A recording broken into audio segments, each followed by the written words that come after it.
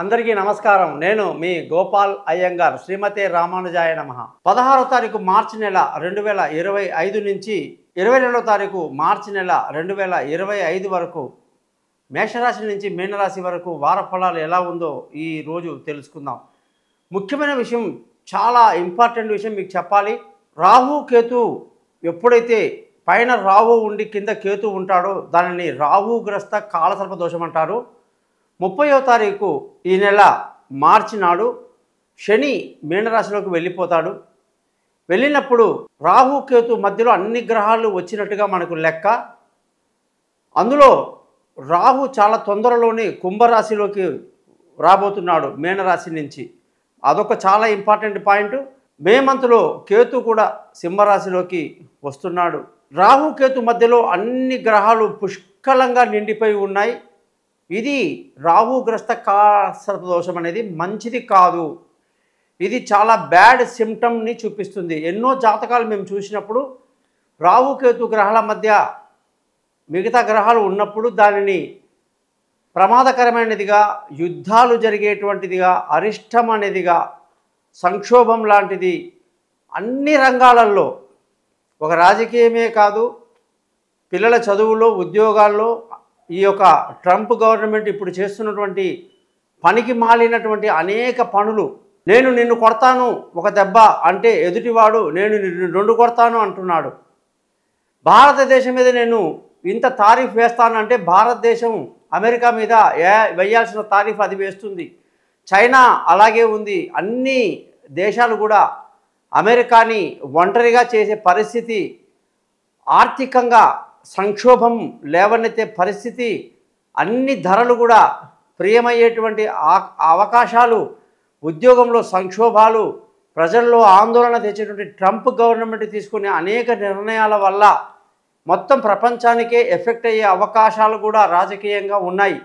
ఆర్థిక ఇబ్బందులు, విద్యా అవకాశాల్లో దెబ్బలు, అనేక రకాలైనటువంటి పరిస్థితులు రాకుండా భగవంతుడు అందరినీ చల్లగా చూడాలి. ఇది రాహుకేతు మధ్యలో జరగబోయేటువంటి ఒక ప్రత్యేకమైనటువంటి విషయంగా మీకు ముందుగా తెలియజేస్తున్నాను.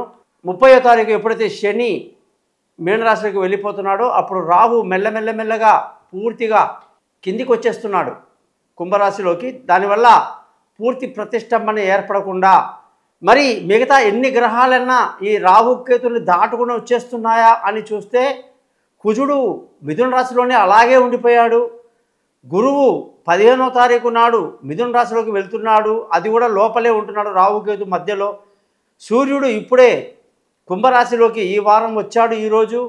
మరి కుంభరాశిలో సూర్యుడు ఒక నెల, మేషంలో ఒక నెల, వృషభంలో ఒక నెల, మిథునము కర్కాటకం అనేసరికి 6 నెలలు ఇక్కడే అయిపోయింది. అక్కడ చూస్తే బుధుడు మీనంలో ఉన్నాడు, ఆయనకి అలాగే 5-6 నెలలు టైం పడుతుంది.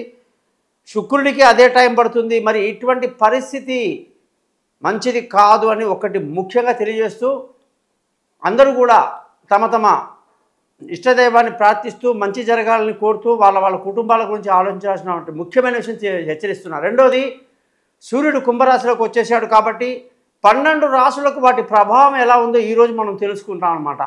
కాబట్టి మీరందరూ కూడా ఈ ఛానల్ని సబ్స్క్రైబ్ చేయండి.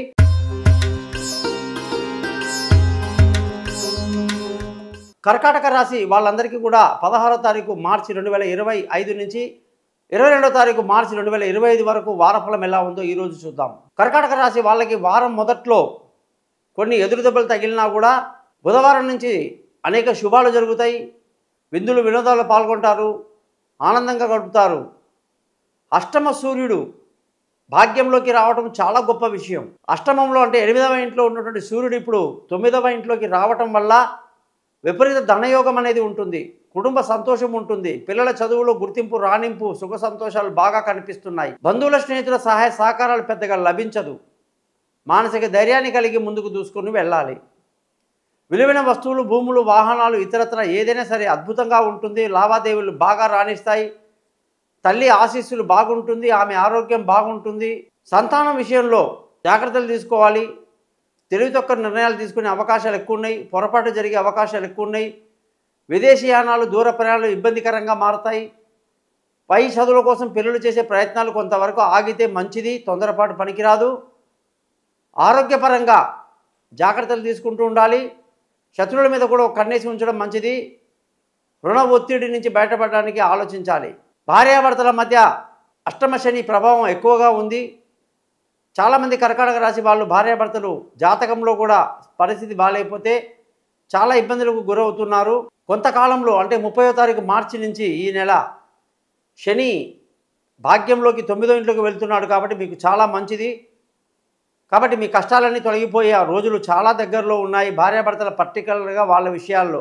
అలాగే అష్టమ శని ప్రభావం కూడా తగ్గిపోతుంది. ఎటువంటి ప్రమాదాలు లేవు. అదృష్టం చాలా బాగుంది. పెద్దల ఆశీస్సులు, తల్లిదండ్రుల యొక్క ఆశీస్సులు బాగున్నాయి. ధర్మ మార్గాన్ని పాటిస్తారు. మంచి అదృష్టవంతులు అవుతారు. ఉద్యోగపరంగా మంచి ప్రమోషన్లు, ఇంక్రిమెంట్లు, పై అధికారుల ప్రశంసలని బ్రహ్మాండంగా ఉన్నాయి. కొత్త ఉద్యోగంలో అవకాశాలు, ఇంటర్వ్యూలు సక్సెస్ అవ్వటాలు అనేక రకాలుగా బాగుంది. వ్యాపారం అద్భుతంగా సాగుతుంది. చాలా బాగా ముందుకు దూసుకువెళ్తారు. వ్యాపారంలో మీరు చేసే ప్రయత్నాలు ప్రతిదీ కూడా మీకు అద్భుతంగా కలిసి వస్తుంది అని చెప్పాలి. అలాగే కొత్త వ్యాపారంలోకి ముందుకెళ్తారు.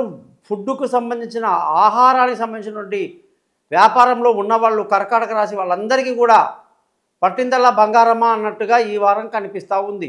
మరి అన్ని గ్రహాలు అనుకూలంగానే ఉన్నాయి. బుధుడు, సూర్యుడు, చంద్రుడు, కుజుడు, గురువు, శని రాబోయే 15 రోజుల్లో శని మార్పు వల్ల కూడా శని కూడా ప్రభావం చాలా బాగుంది. కర్కాటక రాశికి మంచి యోగమైన సమయం అని చెప్పి బ్రహ్మాండంగా చెప్పొచ్చు.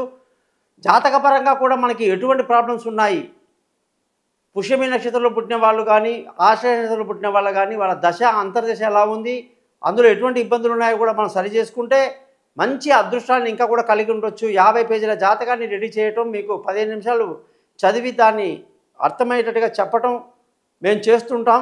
మీరందరూ కూడా నన్ను జాతకం కొరకు కాంటాక్ట్ చేస్తారని ఆశిస్తూ ఈ ఛానల్ని సబ్స్క్రైబ్ చేయండి. మీ గోపాలయ్య గారు, నమస్కారం.